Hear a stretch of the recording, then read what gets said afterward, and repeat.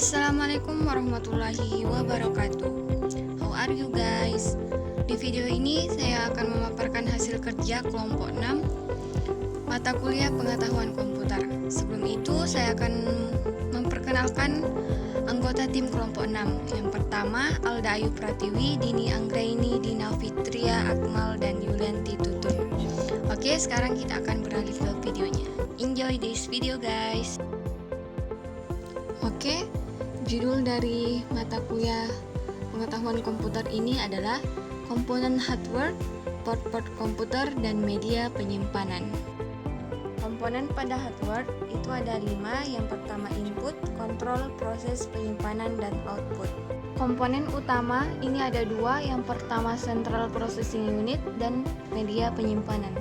Pertama yaitu Central Processing Unit atau CPU, di mana di dalam CPU ini terdapat control unit, random access memory, read-only memory, dan floating point unit external. Bagian-bagian dari CPU ini juga memiliki fungsi masing-masing yang sudah kami jelaskan pada slide ini. Komponen pada CPU ada 5. Yang pertama adapter, memori utama RAM dan ROM, controller dan konektor, chipset, dan slot ekspansi. Komponen pada CPU yang pertama yaitu adapter adalah tambahan untuk menangani berbagai macam fungsi pada sistem CPU. Ini adalah contoh gambar dari adapter, kartu suara, dan kartu grafis. Komponen pada CPU yang kedua yaitu memori utama. Perangkat yang bertugas membantu prosesor untuk menampung data agar selalu siap untuk dapat diakses oleh prosesor. Ini adalah gambar dari memori utama pada CPU. 2 yaitu media penyimpanan, merupakan memori pembantu, sering disebut secondary storage, digunakan untuk menyimpan program atau data yang tidak aktif, yaitu program atau data yang belum atau tidak dijalankan dalam suatu waktu proses di CPU dan memori utama. Teknologi magnetik ada 3 bagian yaitu floppy disk, hard disk, dan tape backups. Ini adalah gambar dari masing-masing bagian yang sudah disebutkan tadi. Floppy disk kapasitas 144 MB. Dan ini adalah contoh gambar dari floppy disk. Dan ada juga gambar dari tape backup. Teknologi magnetik hard disk 1 tipe IDE SCSI. Di sini juga dijelaskan kapasitas dari hard disk ini. Dan terdapat juga gambar-gambar dari hard disk. Teknologi optik. Ini ada berupa gambar dari teknologi optik dan penjelasan dari gambar yang ada pada teknologi optik ini. Komponen pendukung ada 2 yaitu peralatan output dan peralatan input. Output ini adalah perangkat yang dapat menghasilkan sesuatu dari komputer, baik itu suara, informasi, ataupun yang lainnya. Sedangkan output atau output device adalah piranti pada komputer yang dapat menghasilkan atau menampilkan keluaran output dari hasil pengolahan data. Contoh alat input ada keyboard, mouse, touchpad, like pen, scanner, dan joystick. Dan ini contoh gambar alat input keyboard. Contoh alat output ada monitor, printer, plotter, headphone atau earphone, proyektor, dan speaker. Dan ini adalah contoh gambar dari headphone atau earphone. Spesifikasi standar sistem komputer. Di dalamnya terdapat prosesor Intel atau AMD, memori atau RAM, mainboard atau motherboard, VGA onboard, dan NVIDIA, hard disk, floppy disk 144, optical drive, cache, dan power supply, dan monitor. Dan ini terdapat gambar dari spesifikasi standar sistem komputer. Nah, sekarang kita masuk pada jenis-jenis dan fungsi port pada komputer. Komputer merupakan serangkaian sistem yang terdiri dari beberapa komponen yang sering kita kenal dengan perangkat keras komputer. Perangkat keras komputer tersebut memiliki fungsi yang bermacam-macam, mulai dari melakukan pemrosesan informasi, penyimpanan data, hingga menampilkan display. Beberapa perangkat keras tersebut memiliki port-port tertentu yang memaksimalkan fungsi dari perangkat tersebut. Port sendiri apabila dijelaskan sederhana, sering kita sebut dengan istilah colokan. Colokan atau port ini dapat menghubungkan komputer dengan hardware eksternal dan hardware utilitas lainnya agar bisa bekerja dengan baik. Fungsi dari port. Fungsi utama dari port itu sendiri adalah untuk menghubungkan komputer dengan komponen eksternal komputer. Biasanya dengan menggunakan kabel, sehingga perangkat bisa saling terhubung dengan komputer. Contoh penggunaan port misalnya adalah port USB, port keyboard, HDMI, dan lainnya. 1. Port serial. Port ini merupakan jenis port yang dulu umum digunakan untuk keyboard, mouse, dan juga PLC. Port ini menggunakan jenis konektor RS 232C yang memiliki jumlah pin antara 9 hingga 25 pin. Dan di sampingnya terdapat gambar dari port serial. Yang kedua yaitu port paralel. Port paralel merupakan jenis port yang digunakan untuk konektivitas yang membutuhkan kecepatan. Biasanya, penggunaan port paralel ini bekerja dengan 8 bit per waktunya, sehingga cocok untuk transmisi data jarak dekat dan cepat. Dan di sampingnya juga terdapat gambar dari port paralel. 3. Port USB. Penggunaan port USB berhasil memecahkan peranan dan juga dari port serial dan paralel serta port lain klasik lainnya, sehingga jelas-jelas memangkas jumlah port yang ada di dalam sebuah komputer. Dan di sampingnya kita juga bisa melihat gambar dari port USB ini. Yang keempat, port PGA.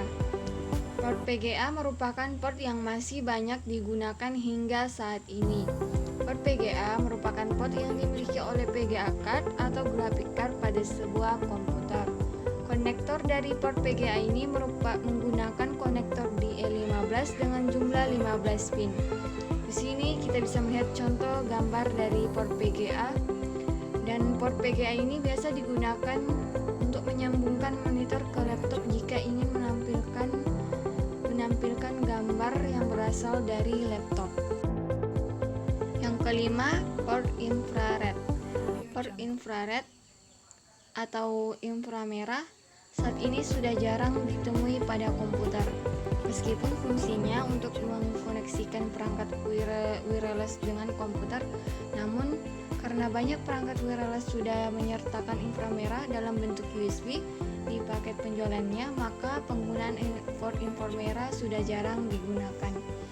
Dan kita bisa lihat contoh dari port infrared atau inframerah pada gambar di samping ini. Yang keenam yaitu port PS2. Merupakan salah satu jenis port klasik sering digunakan pada komputer jenis PC untuk menghubungkan keyboard dan juga mouse. Bentuk konektornya adalah bulat dengan banyak pin. Namun demikian, saat ini port PS2 sudah sangat jarang digunakan mengingat penggunaan USB yang benar-benar mendominasi dalam penggunaan perangkat eksternal komputer. Dan kita juga bisa melihat gambar dari port PS2 ini. Yang ketujuh yaitu port audio. Maka sudah pasti fungsinya adalah untuk mentransmisikan suara yang dihasilkan dari komputer menuju output audio eksternal seperti speaker dan juga headphone. Port audio dimiliki oleh sound card di mana kualitas output suara tergantung pada kualitas sound card yang dimilikinya. Di samping kita juga bisa melihat gambar dari port audio. Yang kedelapan yaitu port LAN. Merupakan port yang dimiliki oleh salah satu perangkat keras jaringan komputer, yaitu internet atau LAN card. Untuk lebih jelas mengenai LAN card, maka kita bisa membaca fungsi dari LAN card itu sendiri. Kita juga bisa melihat contoh gambar dari port LAN pada gambar di samping ini. Yang kesembilan adalah port HDMI. Port HDMI merupakan port pengembangan dari graphic card. HDMI merupakan kependekan dari High Definition Multimedia Interface. di mana HDMI mendukung semua bentuk multimedia. Kita bisa lihat gambar port HDMI pada gambar di samping ini. Yang ke-10 adalah port power source. Port power, jangan lupakan port yang satu ini. Kenapa? Karena tanpa adanya port power source, maka komputer secanggih apapun tidak akan bisa berfungsi. Karena port power source bertugas untuk memberikan asupan listrik bagi komputer agar bisa menyala. Jadi jika port power source tidak dimiliki pada suatu komputer, maka komputer itu tidak akan bisa menyala. Kita bisa lihat contoh gambar port power source pada gambar di samping ini. Nah, sekarang kita masuk pada media penyimpanan. Media penyimpanan data adalah alat yang digunakan untuk menyimpan data atau program di mana data yang disimpan tersebut dapat dibaca kembali untuk diproses oleh komputer. Media penyimpanan data dapat dibedakan sebagai berikut.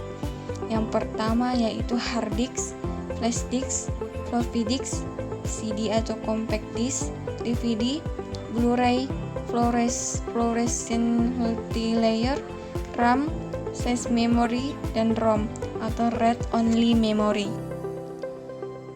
Yang pertama pada media penyimpanan yaitu hard disk, adalah perangkat keras komputer atau laptop yang bekerja secara sistematis di mana menjadi media penyimpanan data. Data-data yang telah disimpan di dalam perangkat hard disk ini tidak akan hilang. Contohnya kita bisa lihat gambar pada gambar di samping ini. Ini merupakan gambar dari hard disk. Yang kedua yaitu flash disk. Flash disk termasuk alat penyimpanan data memori flash tipe NAND atau umumnya digunakan pada kamera digital. Ada juga yang dikemas dalam ukuran kecil menjadi compact flash, SD card, SD card, MSC dan sejenisnya. Kita bisa melihat gambar flash disk pada gambar di samping ini. Yang ketiga yaitu floppy disk atau disk drive, adalah alat untuk membaca disket sebagai tempat menulis dan menyimpan data serta menjalankan sistem operasi dan aplikasi. Kita bisa melihat contoh gambar dari floppy disk di samping ini. Yang keempat adalah CD atau compact disk. Pengertian CD atau compact disk adalah piringan yang berwarna perak. Ini dibuat dari lapisan plastik yang disinari oleh sinar laser. Kita bisa melihat contoh gambar dari compact disk pada bagian di samping ini. Yang kelima adalah DVD. DVD adalah singkatan dari digital versatile disk atau digital video disk. Adalah media penyimpanan optik yang populer. Penggunaan utamanya untuk menyimpan video dan data. Kita bisa melihat gambar dari DVD di samping ini. Yang keenam adalah Blu-ray. Cakram Blu-ray atau Blu-ray disingkat BD adalah sebuah format cakram optik untuk menyimpan media digital termasuk video definisi tinggi. Nama Blu-ray diambil dari laser biru ungu yang digunakan untuk membaca dan menulis cakram jenis ini. Kita bisa melihat contoh Blu-ray pada gambar di samping ini. Yang ketujuh adalah fluorescent multilayer. Adalah jenis optical disk yang mampu menampung sampai 140 GB data sekaligus dengan kecepatan baca data sampai 1 GB per detik.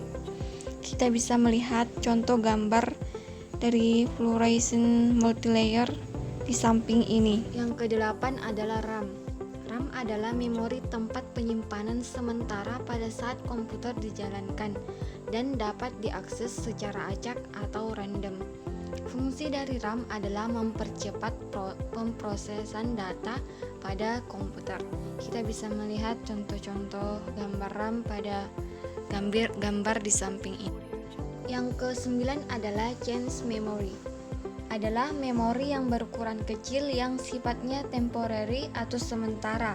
Walaupun ukuran filenya sangat kecil, namun kecepatannya sangat tinggi. Kita bisa melihat contoh dari cache memory pada gambar di samping. Yang ke-10 adalah ROM. Adalah perangkat atau peralatan proses yang terdapat di dalam CPU. Berisikan suatu program yang telah diterapkan oleh pembuat perangkat komputer, dan keberadaan program ini tidak dapat diubah, ditambah maupun dikurangi oleh pemakai komputer. Kita bisa melihat contoh gambar RAM pada gambar di samping ini. Yang ke-11 adalah SSD, singkatan dari Solid State Drive atau Solid State Disk. Adalah perangkat penyimpan data yang menggunakan serangkaian IC sebagai memori yang digunakan untuk menyimpan data atau informasi. Kita bisa melihat contoh dari gambar SSD di samping ini. Perangkat SSD menanamkan chip memori berbasis silikon sebagai media penyimpanan untuk menulis dan membaca data per sistem. SSD juga dikenal sebagai flash drive atau kartu flash, dimasukkan ke dalam slot di komputer server, disebut sebagai penyimpanan flash server site atau sebagai bagian dari sistem penyimpanan berbagai perusahaan flash. Jadi, SSD adalah perangkat elektronik yang berfungsi menyimpan data seperti hard disk, namun konstruksinya seperti USB flash drive yang tersusun dari beberapa IC sebagai memori. Prinsip kerja SSD bekerja berdasarkan flash memory. SSD menggunakan semacam jaringan sel elektrik yang dengan cepat mengirim dan memanggil data. Jaringan listrik ini terbagi menjadi bagian-bagian yang disebut peaks, di mana peaks atau halaman ini merupakan tempat di mana data disimpan. Kemudian dijadikan satu untuk membentuk blok. Komponen dan fungsi SSD. Komponen utama dari SSD adalah controller dan memori untuk menyimpan data. SSD pertama dibuat menggunakan DRAM volatile memory, masih tergantung listrik untuk mempertahankan data. Namun sejak 2009 digunakan NAND, flash non-volatile memory, tidak tergantung listrik untuk mempertahankan data. Komponen-komponen SSD berbeda dengan komponen hard disk konvensional. Kita bisa melihat gambar-gambar SSD. Komponen pertama SSD adalah controller. Controller yang terdapat pada SSD berfungsi untuk menjembatani komponen memori NAND pada SSD dengan komputer. Controller adalah sebuah embedded processor yang menjalankan kode firmware. Kita bisa melihat gambar dari controller pada gambar di samping ini. Yang kedua yaitu flash memory base. Sebagian besar pabrik menggunakan non-volatile NAND flash memory dalam pembuatannya karena lebih murah dibandingkan DRAM dan mampu mempertahankan data tanpa suplai daya terus-menerus dan menjamin data tetap persisten walau daya mendadak mati. Flash memory memang lebih lambat dibanding DRAM dalam hal kecepatan akses. Yang ketiga adalah DRAM base. SSD yang menggunakan DRAM adalah memfokuskan pada kecepatan akses data yang ultra. SSD yang menggunakan DRAM biasanya menggunakan baterai internal atau IC/DC adapter dan sistem backup storage untuk mempertahankan persistensi data selama tidak ada listrik dari sumber listrik luar. Kita bisa melihat gambar dari DRAM base pada gambar di samping ini. Yang keempat adalah cache atau buffer. SSD flash memory bus umumnya menggunakan DRAM kapasitas kecil sebagai cache seperti pada hard disk. Data yang sering digunakan akan tetap ada di cache selama drive beroperasi. Kita bisa melihat gambar di samping ini yang merupakan contoh dari cache atau buffer. Dan yang kelima adalah baterai atau super capacitor. Komponen lainnya yang meningkatkan performa SSD yaitu kapasitor atau baterai. Ini diperlukan untuk menjaga integritas data sehingga data dalam cache dapat disalin ke drive ketika listrik padam. Kita bisa melihat contoh gambar baterai atau super capacitor pada gambar di samping ini. Oke, itulah tadi hasil pemaparan dari kelompok 6. Semoga video ini bisa bermanfaat untuk kalian ya. Dan jangan lupa video ini di like, di subscribe, dan jangan lupa di share ke teman-teman kalian agar mereka juga bisa memahami dan menonton video ini untuk mengetahui apa itu hardware dan port-port komputer serta media penyimpanan yang ada di komputer. Sekian dari saya. Assalamualaikum warahmatullahi wabarakatuh.